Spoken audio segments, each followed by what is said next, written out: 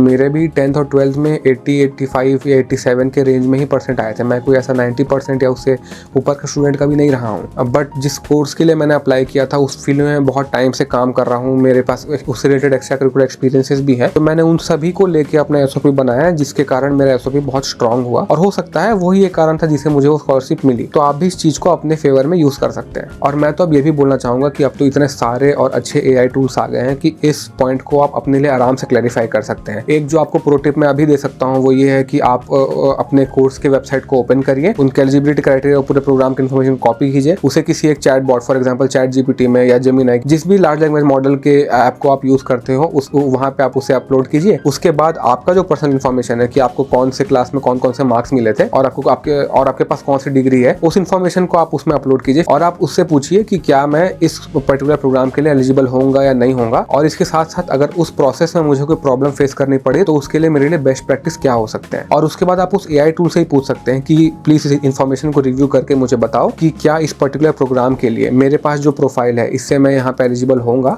और अगर यहाँ पे मैं एलिजिबल होता भी हूँ तो मुझे किन पॉइंट्स का ध्यान रखना चाहिए और किस तरीके से मैं अपने प्रोफाइल को और स्ट्रॉन्ग बना सकता हूँ। तो अगर आप ये करते हैं तो मेरे हिसाब से तो आपको कोई दिक्कत नहीं होनी चाहिए।